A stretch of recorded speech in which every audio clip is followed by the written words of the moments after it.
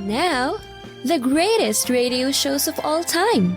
Suspense. The Shadow Node. Washington calling David Harding, Counter-Spy. Classic radio theater. The Great Gildersleeve. Fibber McGee and Molly. Dragnet. Gunsmoke. The Lone Ranger. Now, step back into our time machine with your host, Wyatt Cox. Good evening, friends of the Inner Sanctum. Well, April Fool's Day is approaching, and so we'll have an episode of some shows coming up in the next couple of days dealing with April Fools, like today's show, an episode of Father Knows Best starring Robert Young from 71 years ago today, March 29th, 1951. And we thank you for tuning in on this Tuesday. This is the 29th day of March, the 88th day of the year, and we do have 277 days remaining till we get to 2023, I should say. New York passed a law on this date in 1799 aimed at gradually abolishing slavery in the state. 1638, Sweden's colonists established the first settlement, New Sweden, in Delaware. Construction authorized of the Great National Pike, better known as the Cumberland Road, on this date in 1806, the first U.S. federal highway. In 1847, U.S. forces led by General Winfield Scott took Veracruz after a siege. In 1886, Dr. John Pemberton brewed the first batch of Coca-Cola in a backyard in Atlanta. In Germany, Hitler received 99% of the votes in a referendum to ratify Germany's illegal reoccupation of the Rhineland, receiving 44.5 million votes out of 45.5 million registered voters. In 1933, all political parties and political liberties, had been abolished. 80% of all American radio stations changed frequency on this date in 1941 under the terms of NARBA. That was a consolidation act trying to juggle out the problems with the interference on radio, and it worked for a little while. In 1951, Ethel and Julius Rosenberg convicted of conspiracy to commit espionage for providing top-secret information to the Soviet Union. In 1961, the 23rd Amendment of the Constitution ratified, allowing Washington, D.C. residents to vote in presidential elections. In 1971, Lieutenant William Calley convicted of premeditated murder in the My Lai massacre and sentenced to life in prison. Was on this date in 1971, a Los Angeles jury recommended the death penalty for Charles Manson and his 3 fellow followers. I broke no laws, not God's law nor man's law. God knows this, the Holy Spirit knows this, and anyone that knows the truth knows this. Yeah, Manson died on death row a few days after his 83rd birthday in 2017. The last U.S. soldiers left South Vietnam on this date in 1973, and in 1974, NASA's Mariner 10 became the first space probe to fly by Mercury. It was launched on November 3rd in 1973. In 1992, Arkansas Governor Bill Clinton admitted experimenting with marijuana in a different way. When I was in England, I experimented with marijuana a time or two, and I didn't like it, and didn't inhale, and never tried it again. And you forget, it depends on what the definition of is. And it was on this date in 2003 that the U.S. invaded Iraq. Passing away on this date in history, the composer-arranger Mantovani, the German composer Karl Orff, comedian Mitch Hedberg, country singer Joe Diffie, actress Patty Duke Aston at her passing. Did I mention comedian Mitch Hedberg? And lawyer Johnny Cochran. If it doesn't fit, you must acquit. Johnny Cochran during the O.J. Simpson trial. Johnny Cochran passing away on this date in history. This is the birth date of President John Tyler, singer and actress Pearl Bailey, such a wonderful woman. Businessman Sam Walton, the founder of Walmart. Also actress Eileen Heckert, and the brother of Jimmy Carter, Billy Carter, all born on this date in history. Birthday number 82 for the lady that sang about the girl from Ipanema, Astrid Gilberto, 82 today. Eric Idle from Monty Python's Flying Circus, 79. The composer Vangelis, the fellow behind Chariots of Fire, 79 today. We had joy, we had fun, we had seasons in the sun. Terry Jacks, 78 today. From Toto, Bobby Kimball is 75. He was Mad-Eye Moody in the Harry Potter films. Brendan Gleeson, 67. From Star Trek The Next Generation, Marina Sirtis is 67. Comedian Amy Seratis is 61. Model Elle Macpherson is 58. And Lucy Lawless, Xena, is 54 years old today. Those just a few of the people who celebrate the 29th day of March as their birthday. And if this is your birthday... Hi, we're the 4 freshmen, and we just want to say, Happy birthday to you! And from 71 years ago this Tuesday, March 29th, 1951, Robert Young, Father Knows Best, on Classic Radio Theater on your favorite station. Are you suffering with arthritis or osteoporosis? Do you have diabetes? Did you know that these are just 2 of the hundreds of diseases that have seen improvement with Dr. Wallach's incredible longevity products? You can't get them at a health food store. The only way to get them is to call us at 800-214-0065. That's 800-214-0065. Do you have heart disease, fibromyalgia, or high blood pressure? Do you have a terrible time losing weight? Dr. Wallach can help. He was a veterinarian and cured diseases in animals. He felt that he could do the same for humans, so he became a physician. Over 50 years of research and helping people like you goes into every bottle of Dr. Wallach's amazing discoveries. Do you want to feel better? Learn how to treat the cause of your problem rather than covering up the symptoms with drugs. Call 800-214-0065. That's 800-214-0065.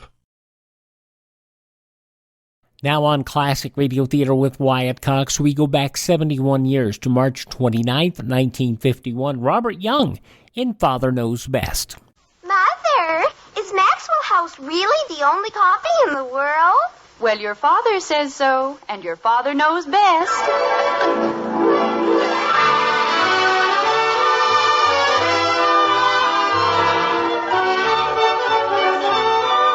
Yes, it's Father Knows Best, transcribed in Hollywood, starring Robert Young as father.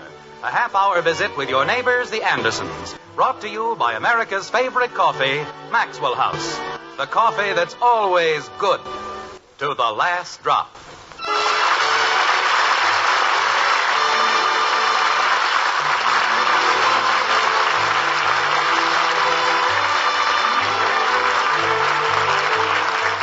The 1st of April, some do say, is set apart for All Fools' Day. But why the people call it so, nor I, nor they themselves do know. It's Sunday in Springfield, but that isn't all. It's the first day of April. In the White Frame House on Maple Street, the Andersons are gathering for breakfast. And while they aren't concerned at the moment about the date, they will be, and soon. Like this. May I have my coffee, please? It'll be ready in a minute, dear. Jim, you didn't persuade them to stay over, did you? Of course not. I merely... Look, Margaret, it isn't every day we have a chance to entertain the district supervisor and the general manager of the whole division. I thought we entertained them quite well last night. Dinner at the townhouse, the dance at the club. Jim, you did ask them to stay over, didn't you? Honey, this is the first time Walter Craig has ever paid a visit to the Springfield office. And if I can show him a good time while he's here... Yes? Well... when he gets back to the home office, he's bound to say a good word for me. That's logical, isn't it? What is? Oh, good morning, dear. Breakfast will be ready in 2 seconds. Wasn't that ever a dance last night? You know, Margaret, that's a much more effective greeting than a plain old good morning, Mother, or even good morning, Father. Good morning, Mother. Good morning, dear. Good morning, Father. Good morning, Betty. Everybody happy? Just bubbling over. Good. Wasn't that ever a dance last night? Yes, it was ever a dance last night. Does that make you feel better? No coffee yet, huh? Not yet, dear. Oh. Well, I better shut up till he gets it. There's one thing you don't seem to understand. Me? Your mother. What don't I seem to understand, dear? In the business world, it isn't so much what you know as who you know. And if I make an extra good impression on Mr. Craig, Well, there's no telling how far I can go with the company. Here's your coffee, dear. Thank you. That's why I want the children to be especially thoughtful and considerate this afternoon. All right, dear. Why don't you... This afternoon? Mr. Craig's a very important man, and I promised him a day of complete rest. If I hear one peep out of any of the kids... Jim, did you invite them here for dinner? Naturally, if we give them a good home-cooked meal... But why didn't you tell me?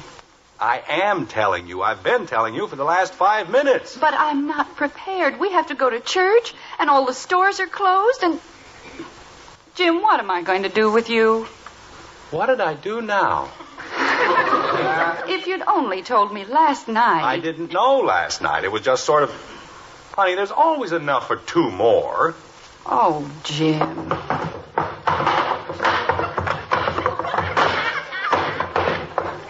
And that's another thing.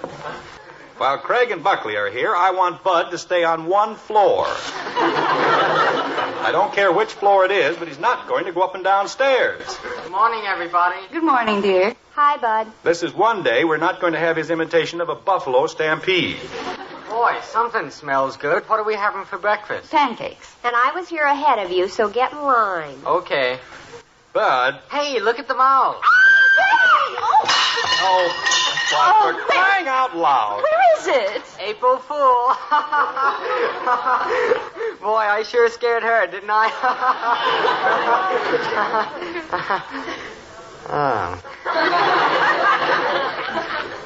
Bud. Yes, Dad?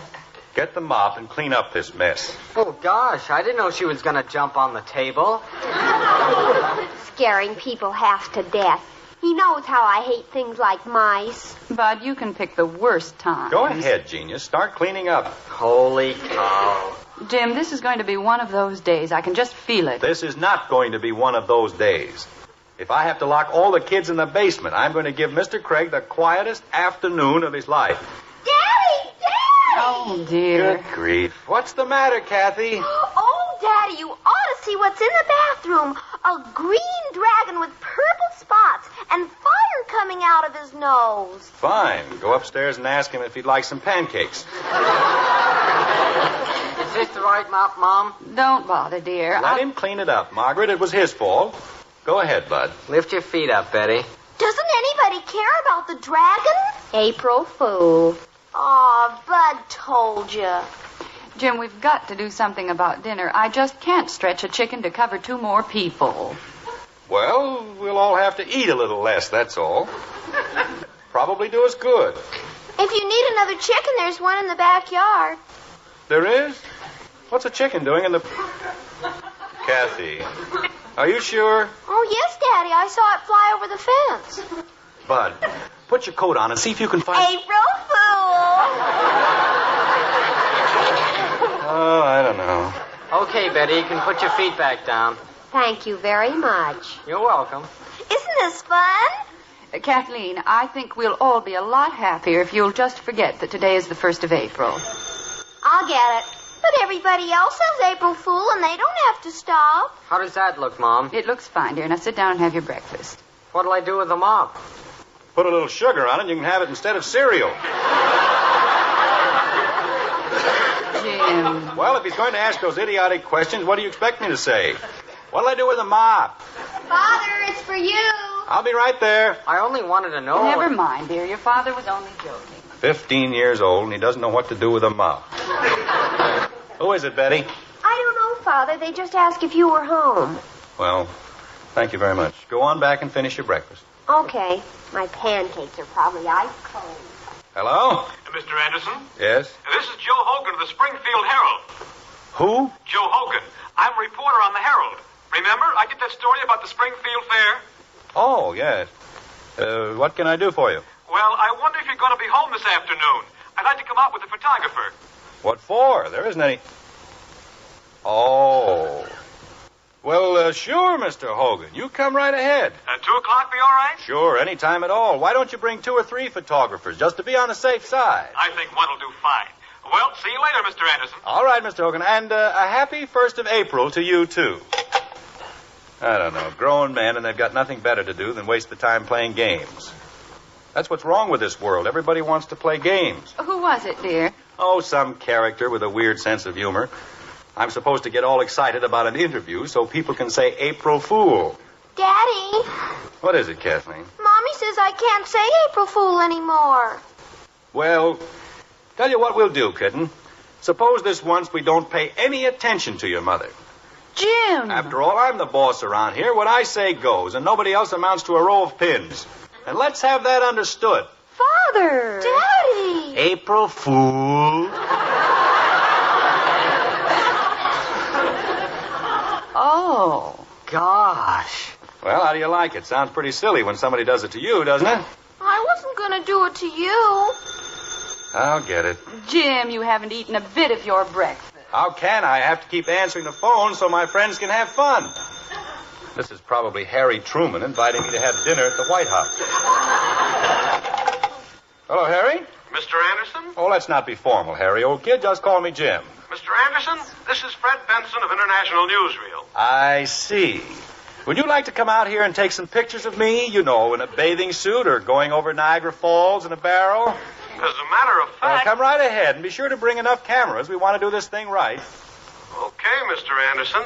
We'll be out this afternoon. That'll be fine. You won't have any trouble recognizing me. I'm the one with the 3 heads, win, place, and show. Characters. Now it's International Newsreel. Jim, are you still on the phone? No, I'm good, Reed. Now look. Hello, Jim. Who is this anyway? Jim Hathaway. Oh, I thought it'd be General Eisenhower at the very least. Who? Never mind, Jim. What's up? Don't give me that innocent routine. Why didn't you tell me? Huh? Lover boy?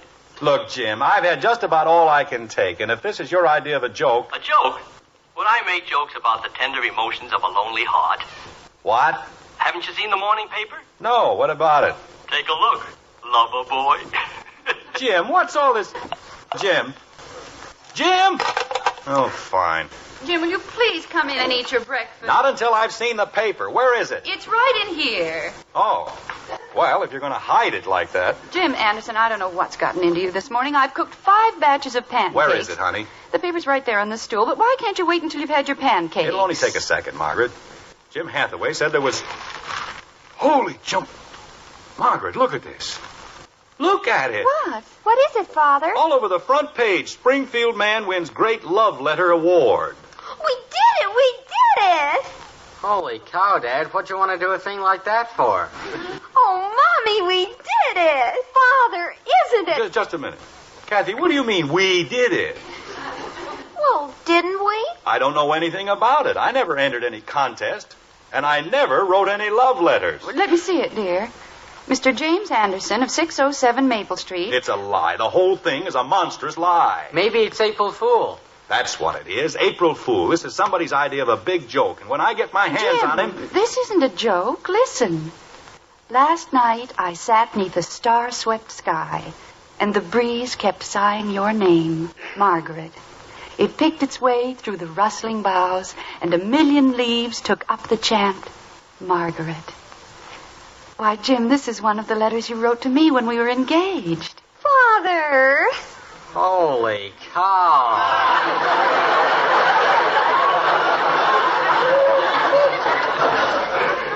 Kathy, how did they get that letter? Letter? The one your mother was just reading. Oh, that letter. Well? I sent it to him. Oh, you did. Kathy.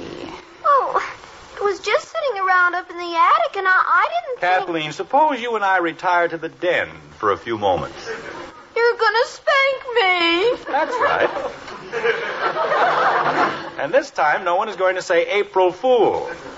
All right, Kathy. Mommy, please. I'm sorry, Angel, but you had no right to do it. But I only did it because I wanted Daddy to win the $500. Well, next time you'll think twice before...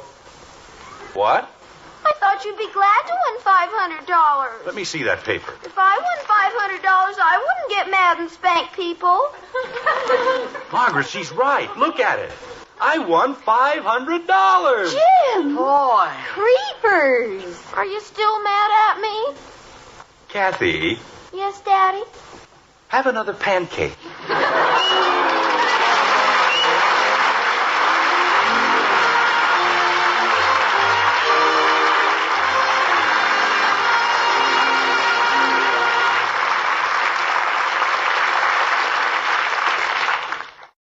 March 29th, 1951, Father Knows Best here on Classic Radio Theater with Wyatt Cox. Let's take just a minute here to talk about the characters in the program.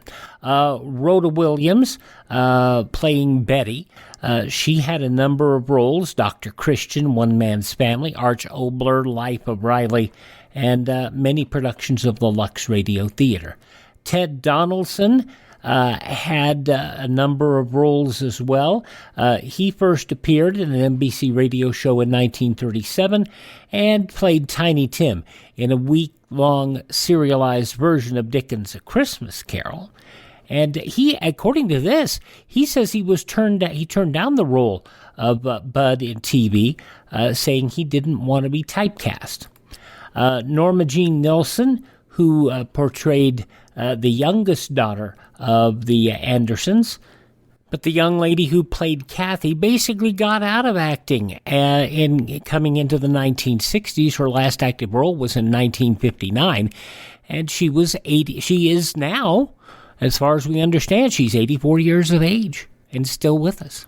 Classic Radio Theater continues with the news of this date from 71 years ago and the conclusion of Father Knows Best. But first, here's some important message you need to listen to. No offense, but are you a little fat when you look in the mirror?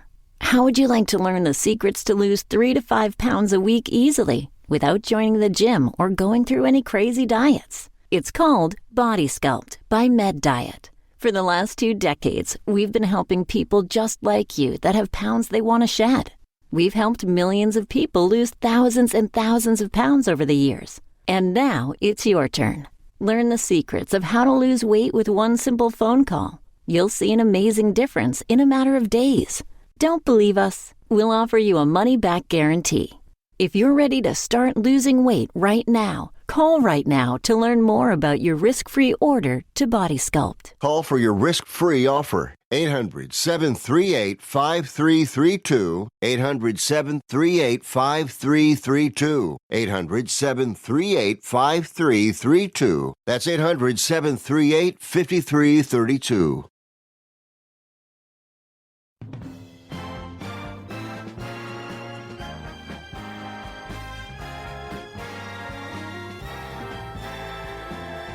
Thank you for joining us on this Tuesday for more Classic Radio Theater. We're listening to an episode of Father Knows Best starring Robert Young, as it was originally broadcast on Thursday, March 29th, 1951.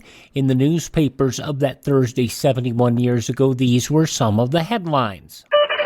The nation's 570,000 wholesale and retail grocers last night placed under a system of flexible price markups, which will limit their profits and force rollbacks in some retail food prices. Price Administrator Michael V. DeSau, who said the regulations cover items making up about 60% of the nation's food budget, admitted they also will mean some price increases, but he predicted that the rollbacks will outweigh the increases. The order replaces the general January 25th price freeze on the affected items. A federal court jury deliberating charges against 3 Americans accused of betraying atomic bomb secrets to Russia announced today it had reached a verdict on 2 of the defendants, but preferred to withhold it until decision is reached on the 3rd. The jury locked up for the night. The Chinese Communist Radio today rejected General Douglas MacArthur's offer of a truce in Korea and urged Red troops to renew their efforts for total conquest of the Korean peninsula. The radio repeated the familiar charge that Britain and the U.S. are plotting direct aggression against China and dismissed MacArthur's offer as a bluff and an insult to Chinese people. The propaganda broadcast was Red China's first published reaction to MacArthur's March 24th offer to meet communist leaders on the battlefield to discuss terms for a ceasefire. The U.S. general said at the same time that an attack, presumably by sea and air on Chinese coastal areas and interior bases, would doom Red China to the risk of imminent military collapse.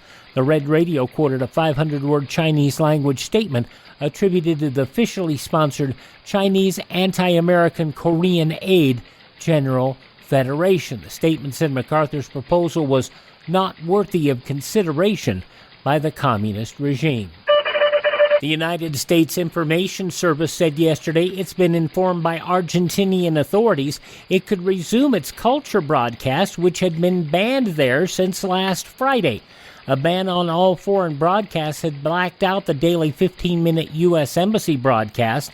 A notice post on the bulletin board of Radio Belgrano by the station's artistic director said there shall be no radio programs dedicated to any given country or under the auspices of any embassy, consulate, or cultural institute.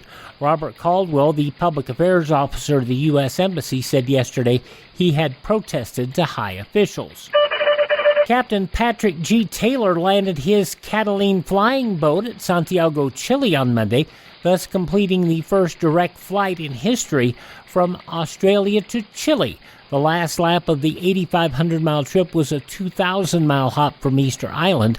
Taylor and his four-man crew in the frigate Bird 2 began the flight 12 days ago, the flight sponsored by the Australian government, in order to explore a possible course for commercial airliners from Australia to Chile. Louisiana Governor Earl K. Long said last night, "If I don't drop dead, I'll run for Lieutenant Governor of Louisiana next January." Long, who cannot succeed himself as governor, said he felt better than he had since his heart attack last spring and didn't figure he'd have much trouble being elected lieutenant governor. Well, Utah motorists know well their license plates for 1951 are green and white. But the other day, police found a set which were black and white. Well, this contradiction explained by the fact the motorist had repainted the plates to match the color of his car. The license is confiscated. The affair caused the director of the state motor vehicle department to declare motorists would have to repaint their cars to match the plates if they were that color conscious. Oh, and Charles E. Stein of Los Angeles stands a good chance of ducking his draft call. It seems he was born during the Civil War. He's 88 years old. Draft officials say they don't know how his name got on the selective service list. And attorney Vincent Santamaria of Houston, planning to fence in part of his 3-acre tract, bought 27 fence posts 2 weeks ago. He left them in the open. No one touched them. Well, this week he had them set deeply and solidly in the ground, and a thief stole them. Those some of the day's top news stories as reported in the newspapers of Thursday, March 29, 1951. On your radio, Father Knows Best, the conclusion of which you'll hear next on this Tuesday, Classic Radio Theater on your favorite station. Are you in bad pain? You know what I mean. Your knees hurt. Your shoulder hurts. Your elbow and back are constantly killing you. And I'm sure you've tried every pain pill or cream available at the drugstore. Am I right? Well, here's something you haven't tried. Pain Magic. Pain Magic is not available at any drugstore. The only place you can get it is by calling the special toll-free number I'm about to give you. And to make things even better, call right now and find out about our buy one, get one free offer. We're so confident it'll work for you that we offer a free bottle with your purchase. No prescription required. Call now to learn how you can get Pain Magic and get rid of your pain. Remember, your results may vary. 800-492-8164. 800-492-8164. 800-492-8164. That's 800-492-8164. We'll move to drama on Wednesday's Classic Radio Theater, crime drama, with an episode of The Whistler from 70 years ago, March 30th, 1952, Homecoming. A man commits murder and frames his stepbrother for the crime, and 3 years later, the stepbrother escapes from jail to get his revenge. Howard McNear stars in The Whistler. That'll be on Wednesday's Classic Radio Theater. Let's wrap up our Tuesday edition of comedy here with Father Knows Best, starring Robert Young, 71 years ago, March 29th, 1951.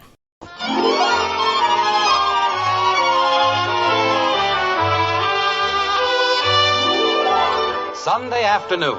That's dinner time in Springfield, which makes it chicken and dumpling time for the Andersons. 5 Andersons, Jim, Margaret, Betty, Bud, and Kathleen. 2 guests, the Messrs. Buckley and Craig, and 1 puny little chicken. It's pretty rugged going. Yes, indeed. I've eaten chicken and dumplings before, Mrs. Anderson, but never like this. Thank you, Mr. Craig. I haven't had a Sunday dinner like this since, well, it's so far back I can't even remember. Well, how about another helping, Mr. Craig? There's quite a bit left. Well, if you're sure there's plenty, No, I'd better not. I don't want to make a pig of myself, you know. Phil? Thank you, Margaret. Don't mind if I do. Make a pig of yourself. I mean, try some of the biscuits, Phil, while they're still hot. Thank you. Well, what's the matter with you, Bud? You've got an appetite like a bird. Oh, Daddy says... Excuse me, I guess something went down the wrong way. What were you saying, dear? Daddy says insurance is the best policy. Well, that's very good. Did you hear that, Buckley? Insurance is the best policy. Oh, yes. Very good indeed. May I have the butter, please? Here you are, Mr. Buckley. Thank you, Betty. You know, W.C., I was saying to R.L. just the other day... I'm worried about your son, Jim. Growing boy like that ought to eat more. Well, he's all right, Mr. Craig. Don't you like chicken, Bud? Oh, sure. I'm just not hungry, that's all. I had a big dinner yesterday. Betty? Oh, no thank you, Mr. Craig. I'm on a diet, sort of. That's very strange. The way you went through your food last night. Well, this is a different kind of a diet. You eat every other day. Oh, I see. Makes it very handy on the budget. Doesn't it, Margaret? Yes, it's very handy. Would you care for another cup of coffee, Mr. Craig? That's a wonderful idea. There you are. Thank you. Phil? Don't mind if I do. All right. Thank you, Margaret. Of course, I don't have to ask Jim. There you are, dear. Thank you, honey. You know, W.C., it's like I was telling R.L. the other day. You people have the right idea about living, Anderson. Settle down in a small town, own your own home, raise a family. That's the way to live. We like it. Well, you should, shouldn't they, Buckley? By all means. Why, just the other day I was saying to R.L. Take me, for example. Rushing around from one city to another, always on the go, never a chance to take it easy and relax. Now, that's what I like about a small town. It's peaceful and quiet. I'm going to let you in on a little secret, Mr. Craig. With 3 children in the house, there's mighty little peace and practically no quiet. No matter how small the town is. Well, I wouldn't say that. Would you, Buckley? Why, no, W.C. I was telling R.L. just the other day. I've seen a lot of kids in my time, but I've never seen 3 that behaved any better than yours. All right, children, you may tip your halos. No. I mean it very sincerely. How about you, Buckley? I've met them before. I know exactly what Phil means. And I find it a little hard to believe myself. I have the strangest feeling that a gremlin is going to pop out of the middle of the table and shout, April Fool. Jim, they aren't that bad. No, they aren't that good either. Say, is today the 1st of April? That's right. 1st of April. I wonder if you'd mind letting me take a look at the paper. The, paper? The newspaper. I meant to get one at the hotel, but they were out of the New York papers, and I thought... You want to see our paper? What's the matter with you, Jim? You said it 3 times. I know, but we don't get a Sunday paper. We burn it up. You what? She means if we did get one, we'd just burn it up. Or line the garbage can with it. What's the sense of buying a paper just to line a garbage can? Jim. Well, they're right, honey. It's bad enough for the daily papers, but why waste all that money just to line garbage cans? I could have sworn all I said was, may I see the paper?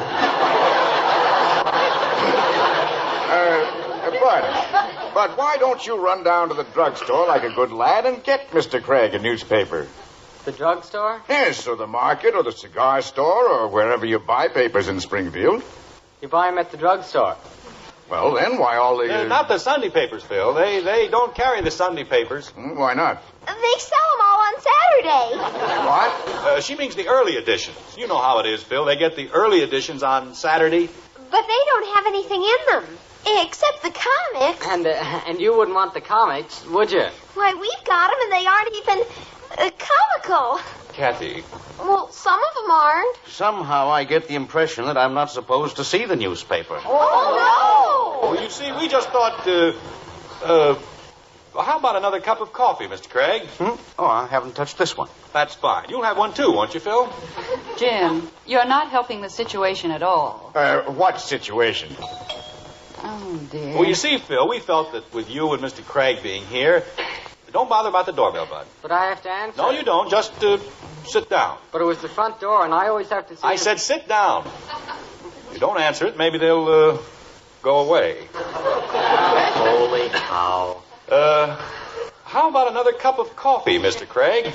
Anderson, don't they generally answer doorbells in Springfield? Oh, yes, but we're not expecting anyone, and they've probably got the wrong house. It happens all the time. I see. I'm glad somebody does. Jim, you're going to have to do something about that door. Anybody have any suggestions? Answering it might be an idea, unless that seems too simple. Want me to see who it is, Dad? No, I better go. Probably just somebody selling something, or something. You know, W.C., I was telling R.L. just the other day. April Fool. They would have to pick a day like this to call up about interviews and newsreels, and I'll be lucky if I don't get fired. Well, hello, Mr. Anderson. I'm Joe Hogan of the Springfield... Look, Mr. Hogan, I know I told you to come out here, but, well, things have happened in the meantime, and... that's okay. Come on in, Irwin. Okay, Joe. Now, just a minute, Hogan. I just finished telling you... Go ahead, Irwin. Sit up in the living room. We'll be right with you. Okay, Joe. Hogan. This is a great thing for you, Mr. Anderson, and for Springfield. I'm trying to talk the editor into doing a whole series, The Great Romances of History, as seen through the eyes of Springfield's greatest lover. Oh, now, wait a minute. Jim? I'll be right in, honey. Is everything all right? Oh, sure. Everything's fine. No, it can't be. Busy little place, isn't it? Isn't it? Look, Hogan, can't you go away and come back later, like next month or next year? Aren't you going to answer the door? Never mind the door. Hogan... You're a public figure, Mr. Anderson. You can't hide your light under a bushel basket. Oh... Mr. Anderson, I'm Benson of the International Newsreel. Hiya, Fred. Well, hello, Joe. Got here ahead of me, huh? Look, Mr. Benson... Okay, Lou, start bringing the stuff in. You want all of it? Now, never mind the dolly. We'll shoot it plain. Mr. Benson. Fred, I'm supposed to get my copy in by 4 o'clock. I won't be in your way. Where you set up? In the living room. Good background? Look, don't mind me. I just... Pardon me. I got to get this stuff through. Hey, Joe, I'm all set up. Fred, I need a hand on those cables. I can't drag them all in by myself. Well, I've got to talk to Mr. Anderson and... Hey, Joe, how about your guy giving Lou a hand? Sure. Hey, Irwin. Jim, what on earth is going on out there? You want me, Joe? What'd you say, Margaret? Come on here and give International a hand. I said, is everything all right? How about my pictures? What pictures, honey? Everything's fine, Mrs. Anderson. Now, let's see. We'd like to do a quick 2 or 3 minutes, Mr. Anderson, with your wife and your kids. How about the cables? Hurry up, will you, Irwin? Okay, Joe. And maybe a dog. You got a dog? They're great for human interest. Fellas, please. My boss is in there, and his boss is in there. Well, okay. I think a dog would be better, but if you want to stick the boss in... Well, see here, Anderson. You told Mr. Craig, Is this him? Phil, I'm sorry about this whole thing. I hadn't the faintest idea. You must be pretty proud, huh? Having a great lover like Mr. Anderson working for you. A what? Winner of the National Love Letter Award. That's who he is. Phil, I had nothing to do with it. I didn't even send in the letter. Anderson. What's going on out there, Buckley? W.C., this is the most outrageous thing I've ever heard of in my life. What is? What are you getting all upset about? Well, which one is he? Mr. Craig, I've been trying to explain to Phil. Mr. Craig, my name is Hogan of the Springfield Herald, and I want you to know that we're all mighty proud. Buckley, what are they talking about? It's Anderson. He won that Love Letter Award. He what? Mr. Craig, you've got to believe me. It wasn't my fault. Jim, what is it? What's wrong? Honey. Margaret, do you know what your husband has done?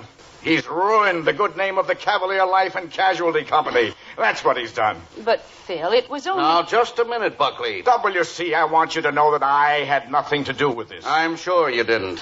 Mr. Craig. What's everybody so excited about? Excuse me. Watch the lamp, Irwin. Okay. I'll see that a full report of this goes into the Home Office, and unless I'm very much mistaken... Anderson, don't pay any attention to him. I'm going to send the report in myself. But all I And did... I'm going to recommend you for a sizable bonus. I know, Mr. Craig, but... What? W.C. Oh, shut up. You see what this means? We've spent millions advertising Cavalier as the insurance company with a heart. Well, of course. Now we can prove it. A Cavalier employee won out over thousands of lovers because of his great soul, his gentle humanity.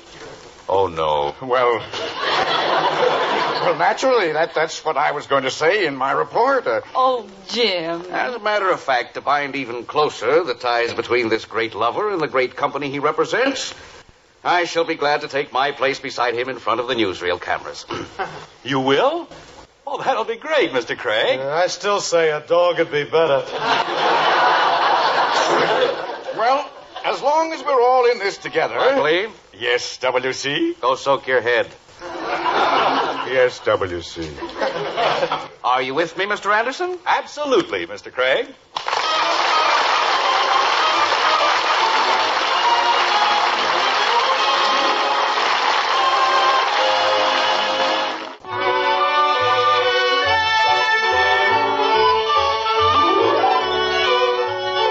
It's a short time later in the white frame house on Maple Street.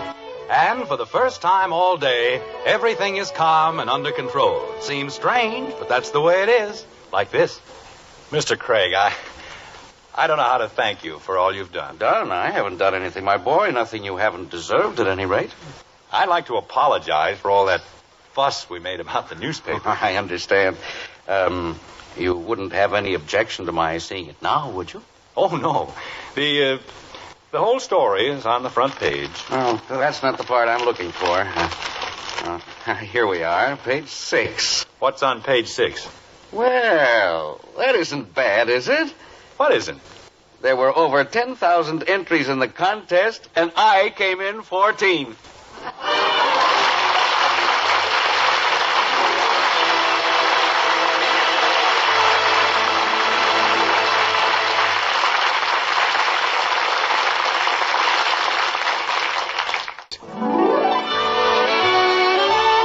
Join us again next week when we'll be back with Father Knows Best, starring Robert Young as Jim Anderson, with Roy Bargy and the Maxwell House Orchestra. In our cast were Rhoda Williams as Betty, June Whitley, Ted Donaldson, Norma Jean Nilsson, and yours truly, Bill Foreman. So until next Thursday, good night and good luck from the makers of Maxwell House, America's favorite brand of coffee. Always good to the last drop. Father Knows Best was transcribed in Hollywood and written by Ed James. March 29th, 1951, Father Knows Best on Classic Radio Theater with Wyatt Cox. We talked about the rest of the cast. Let's talk about the ladies who played Margaret. The first Margaret was June Whitley, who portrayed Margaret Anderson, I should say, from 1949 to 1953. And she was on the Alan Young Show on television, and Dragnet and Mr. and Mrs. North. And that's basically the extent of her work. However, for the ending years of the show, Jean Vanderpyle took over. And, of course, she's best known for her voiceover work, as she was not only the voice of Wilma Flintstone for the Flintstones and Pebbles.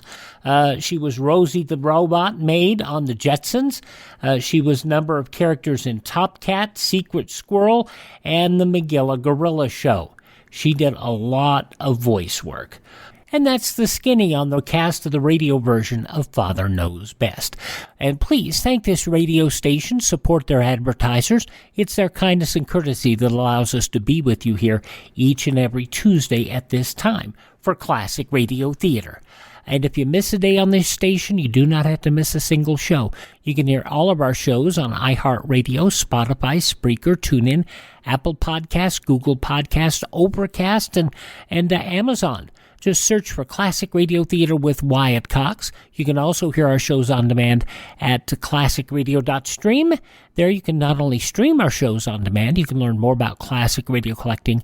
You can find all of our social media links, and you can contact me there. classicradio.stream. And tell all your friends that great radio shows are right here at this spot on the dial. Have a great Tuesday. Classic Radio Theater with Wyatt Cox on your favorite radio station.